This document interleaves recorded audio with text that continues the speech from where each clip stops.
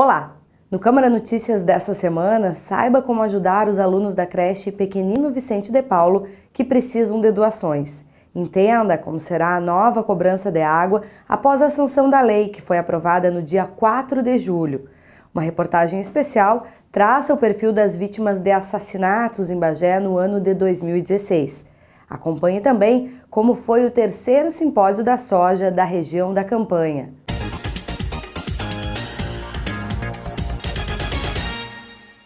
Crianças entre 4 meses e 4 anos precisam de doações de calçados para enfrentar os dias frios. A Escola de Educação Infantil Pequenino Vicente de Paulo, no bairro São Bernardo, está fazendo uma campanha de arrecadação. Veja como ajudar. Os pezinhos dos 38 alunos da Escola de Educação Infantil Pequenino Vicente de Paulo estão precisando da solidariedade dos bagienses para enfrentar o inverno.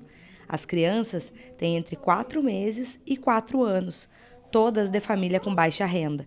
Por isso, a instituição realiza uma campanha para receber doações de calçados. Como é que a escola sobrevive? Como é que é a questão funcional da escola? Assim, como é que sobrevive? Qual é a verba? Nós temos um convênio com o governo municipal, onde nós temos o RH completo, né? E com a sociedade fica toda a parte física do prédio, luz, água, IPTU, os alvarás, o gás, internet, lâmpadas, mobiliário, tudo é com a sociedade. E nós sobrevivemos através de doações. Inclusive, as crianças recebem calçados, alimentos, que são fornecidos também de doações pela casa. Aqui é uma entidade filantrópica sem fins lucrativos. Então nós temos crianças de 4 meses a 4 anos, que ela é uma escola de educação infantil, carentes, né, que tem, são quase todas aqui do bairro São Bernardo, são atendidas aqui do nosso bairro, e tem desde o berçário, maternal 1 e maternal 2. Fizemos uma campanha na rede social pedindo roupinhas como calcinha, cuequinha, meinhas, calcinhas de moletom.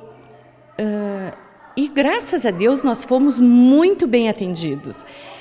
Hoje nós necessitamos ainda de calçados, que a numeração vai do 21 ao 27. Então, esta é a necessidade ainda hoje, nesta questão das crianças, que a gente possa aquecer, porque o nosso inverno é muito rigoroso. Então, tem crianças que às vezes chegam mal agasalhadas, tem crianças que chegam sem calçado, como estava acontecendo. Um bebê que não tinha calçadinho, vinha para a escola de meinha, e aonde surgiu toda esta campanha, porque a tia tinha que manter ele em cima do colchão, não podia fazer ele caminhar porque era frio, e a escola já tinha oferecido tudo que tinha no armário, né? Mas conseguimos arrecadar muita coisa, inclusive estamos montando kits para que os pais possam levar para casa, né? Porque a gente sabe que a necessidade é grande. Então, a partir do momento que nós conseguimos manter a escola com o material necessário, aquilo que veio a mais, que não é sobrando, mas que podemos oferecer para levar para casa, a gente está montando. O que nos falta ainda são os calçados. Atenção, motoristas! Acaba no dia 31 o prazo para dirigir com os documentos de 2015. Esse mês é o prazo final para pagar o licenciamento e o seguro obrigatório dos carros com placas que terminam em 9 e 0. Mais informações podem ser esclarecidas no site do Detran. A Câmara de Vereadores aprovou no dia 4 o projeto de lei que muda a cobrança de água em Bagé. Assim que entrar em vigor, os moradores vão pagar conforme consomem, além de uma taxa fixa. Fechar as torneiras deixa de ser apenas uma questão ambiental, interfere agora no bolso dos bagienses. Foi aprovado essa semana na Câmara de Vereadores o projeto de lei que altera de taxa para tarifa a cobrança d'água em Bagé. Isso significa que a água começará a ser paga pela quantidade consumida. O Departamento de Água e Esgotos de Bagé tem até 180 dias para implantar o novo sistema de cobrança. Não vai mais importar o tamanho da casa ou do prédio. A partir da implantação do novo sistema, que tem prazo de até 6 meses para começar a funcionar, a cobrança será feita por metro cúbico. Os valores variam de acordo com a categoria e a quantidade de água consumida. A classificação do imóvel é residencial social, para famílias que têm renda per capita de até meio salário, residencial, que são as moradias de quem não se encaixa no perfil social, comercial 1, para microempresas, comercial 2, para as demais pessoas jurídicas, industrial e público, que abrange todos os órgãos públicos. O valor do metro cúbico varia de 75 centavos a R$ 5,40. O esgoto também vai ser pago, em um cálculo percentual sobre o consumo de água. Além do valor gasto, os consumidores terão de pagar uma taxa fixa pelo serviço, que varia de R$ 6 a R$ 35, independente se teve gasto de água ou não. A noite de hoje é de música brasileira e latino-americana no Centro Histórico de Santa Teresa. A partir das 20 horas, acontece o evento Violões do Pampa, promovido pela Unipampa e Ponto de Cultura Pampa Sem Fronteiras. O ingresso é uma peça de agasalho para doação. Os alunos do curso de música vão receber no palco o grupo de violões da Universidade Federal de Pelotas. Nesse ano, 6 pessoas foram assassinadas em Bagé. 4 dessas vítimas eram jovens, tinham entre 14 e 22 anos. Confira a reportagem. Uma pessoa foi assassinada a cada mês em Bagé nesse ano. 4 das 6 vítimas têm idades entre 15 e 22 anos. A média anual desse tipo de crime em Bagé oscila. Segundo dados da Secretaria de Segurança Pública do Estado, em 2014 foram registrados 11 casos, enquanto em 2015 o número de vítimas caiu para 8. A dona Georgina, mãe da jovem Franciele Modernel Cholante, morta a facadas aos 14 anos na Avenida 7 de Setembro, ficou conhecida por sua luta por justiça. Ela participou de manifestações, criou uma página nas redes sociais e acompanha de perto todos os desdobramentos do caso. O que mudou na sua vida nesses 6 meses, desde a morte da sua filha? Olha, meu anjo, para mim, durante esses 6 meses, a minha vida acabou. Acabou. Eu estou aqui porque o meu filho me pediu. Mãe, eu não sou nada sem ti. Se tu não estiver aqui, para mim não tem vez. Ele, sabe, ele é muito apegado. E eu sobrevivo pelo meu filho. Não é por marido, por nada. É pelo meu filho que eu estou aqui. Porque senão eu já tinha dado um fim na minha vida.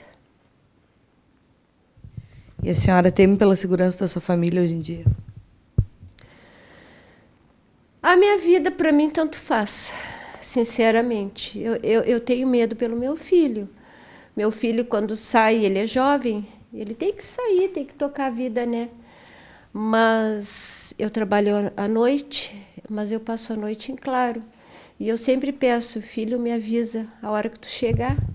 Aí ele me avisa, mãe, estou chegando, mãe, não sei o quê. Deus, eu acho que se não chega a avisar, eu acho que eu enlouqueço, né? Mas eu tenho medo por ele só. Mas tem que seguir, né? O que eu vou fazer? É que a vida tá difícil a crueldade, pá. E o que a senhora deseja para as pessoas que cometeram esse crime, para suas famílias? Tanto a menina que foi a responsável, quanto as pessoas que são participantes no crime da sua filha. Eu desejo que pague. Eu quero justiça do fundo do meu coração, eu quero justiça com todos. Tanto essa sem vergonha que matou a minha filha, quanto as 3 que participaram, que eu não sei se eu posso falar o nome, mas o motorista, que se Deus quiser vai para a cadeia, porque vai a júri e eu vou fazer de tudo para pôr na cadeia. E se eu pudesse, eu colocaria até esse tipinho namoradinho dela. Ele usou a minha filha, sabe? É jovem, mas ele teve participação e ele deveria pagar. Se ela mostrasse arrependimento e lhe pedisse perdão, a senhora perdoaria? Jamais. Jamais. porque a vida da minha filha não volta. A filha de Eliane escapou de virar estatística, mas ainda sofre consequências da violência. Porque a minha filha tinha uma amiga que puxou a minha filha para trás e evitou que ela desse, porque ela deu uma facada no braço, que atingiu, cortou o tendão, nervo, tudo da minha filha. Minha filha até hoje não tem mobilidade na mão. Está tentando, faz 1 ano, e não consegue. E tentou esfaquear minha filha na coxa também, por dentro da perna. A minha filha ficou 3 horas e meia no bloco cirúrgico. O delegado Luiz Eduardo Benites foi o responsável pela maioria das investigações de homicídios na cidade. Todos os autores já foram identificados. E os jovens não são apenas as vítimas, muitas vezes é o perfil também do autor do crime. A maioria das vítimas de homicídios são jovens. E conhecendo a fundo todos os casos, a que o senhor atribui a causa dessas pessoas tão novas perderem a vida de forma tão trágica? Bom, são inúmeros os fatores que influenciam nessa questão da prática de crimes contra a vida, né? Mas o maior deles tem sido fruto de uma crise de valores que a sociedade atual vive, né? A conjuntura que nós estamos, né? Nós, há tempos atrás, nós havíamos valores mais ou menos sedimentados na sociedade. Atualmente, muitos desses valores estão sendo sempre questionados, né? Então, nós não temos mais referências que tínhamos anteriormente. Então, a maioria dos jovens eles acabam se envolvendo em questões de atos de maior violência, uma por transcurso das suas próprias relações pessoais e da falta de alternativa para solucionar conflitos. Outros aspectos envolvem a questão do uso de drogas, né, que também é um fator muito importante na sociedade atual e que também é resultante dessa falta de valores da sociedade, e também questões de natureza econômica também influenciam muito esse processo de que os jovens acabam, por falta de uma atividade vamos dizer assim, mais laborativa, uma atividade mais voltada para uma ocupação, para o desenvolvimento das suas potencialidades, das suas competências, eles acabam, na falta de opções, se encaminhando para processos de construção de personalidades mais violentas. Não existe um fator único, né? Não existe uma única causa, né? Não é somente as drogas, não é somente o problema econômico, não é somente o problema familiar, né? É o conjunto de tudo isso que leva à produção dessa onda, desses processos de violência. Mas há de acrescentar, né, que apesar disso, de haver essa incidência, né, de atos de violência, nós temos dentro do município, por exemplo, de Bagé, um aparelho, uma rede de proteção razoável, né? Então, alguns casos que envolvem, por exemplo, violência familiar, né, doméstica, né, nós temos a Delegacia da Mulher. Então, muitos casos que poderiam culminar em fatos de maior violência já são trabalhados anteriormente por um órgão especializado que tende a diminuir a questão da impunidade e, consequentemente, atos de maior violência. Nós temos também, no município de Bagé, temos uma delegacia especializada no combate ao tráfico de drogas, né, muito atuante. Nós temos também os órgãos distritais que, de forma consequente e de forma que atuam também coordenada, né, tem resolvido a maioria dos homicídios, diminuindo também a sensação de impunidade.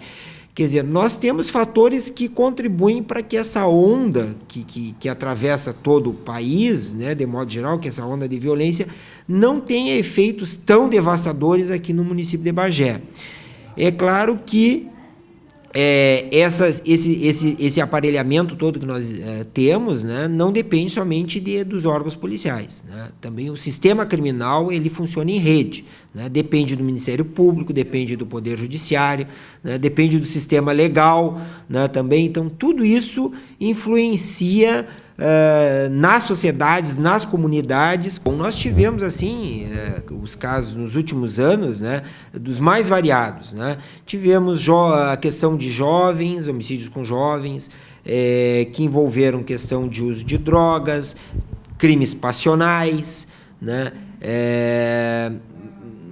A maioria dos casos que nós tivemos relação aqui, né, eram natureza ou com a questão do tráfico de drogas ou com a relação à natureza passional, ou por vingança, né, ou por inveja, né? Então são vários fatores humanos que contribuem para a prática desses fatos. Se nós tivéssemos um órgão especializado que trabalhasse já essa questão da violência já na fase da infância e da adolescência, seria muito interessante para a diminuição e contribuir para que o município de Bagé apresentem, como vem apresentando, né, apesar de que tivemos um aumento, né, no número de mortes, né, mas ainda continua se apresentando entre os municípios de menor violência do estado do Rio Grande do Sul. Encerrou no dia 6 de julho o 3º simpósio da soja da região da Campanha.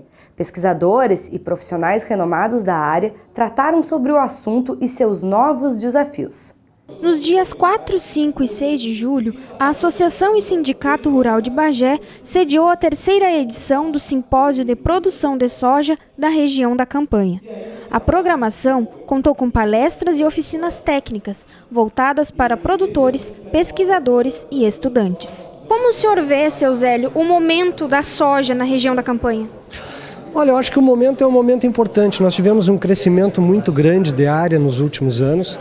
A cultura, sem dúvida, veio para ficar, mas nós temos um desafio muito grande, que é fazer com que essa atividade se mantenha ao longo dos anos. Nós estamos numa região com uma dificuldade climática, nós temos a ocorrência em vários anos de secas, períodos de seca. Esse ano temos uma estimativa, por ser um ano de laninha, que teremos precipitações abaixo da média, e o desafio é buscarmos tecnologias que permitam que, mesmo em ano de seca, a gente consiga uma produtividade compatível ao custo de produção. O objetivo desse simpósio é difundir essas tecnologias.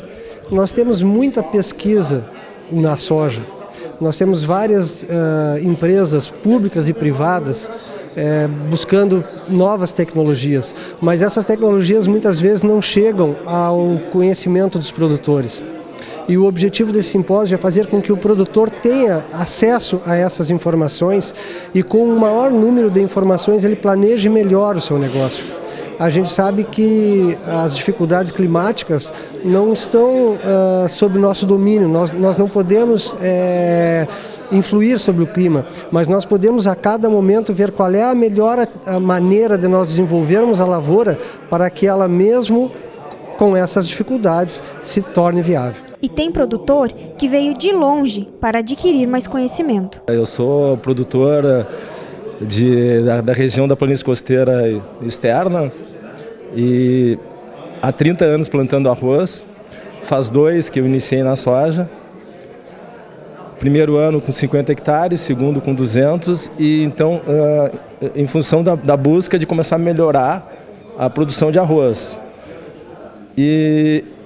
Mas hoje a gente está na busca de conseguir altos rendimentos na soja. É por isso que a gente está aqui. Rodei 500 quilômetros, estou com o meu gerente de lavoura aí, tá? Porque a nossa meta para se manter é ter alta produtividade. E a qualidade das palestras que a gente está encontrando aqui é indiscutível, então a gente veio de longe para tentar chegar a altas produtividades na soja. Antes do fechamento desta edição, recebemos a notícia de que o Hospital Universitário vai fechar. Acompanhe a cobertura completa da TV Câmara. A Fundação Átila Taborda decidiu encerrar as atividades do Hospital Universitário. Com déficit acima dos 2.900.000 em 2016, o hospital não teria mais condições de manter os atendimentos. 77% deles feitos pelo Sistema Único de Saúde. O atraso nos repasses de recursos do Estado, as dívidas com fornecedores e o atraso no pagamento da folha médica forçam a entidade mantenedora a cancelar novos atendimentos. Novas internações e recepção de pacientes para tratamento intensivo já estão suspensas. Em entrevista coletiva, o presidente da Fundação Átila Taborda, Derli João Siqueira, e a reitora da Universidade da Região da Campanha, Lia Quintana, prestaram esclarecimentos na tarde de quinta-feira, 7 de julho. Essa decisão da cessação das atividades do HU, ela vem num somatório de fatores. O ano passado, nós já acumulamos, no ano de 2015, um prejuízo de 1.600.000.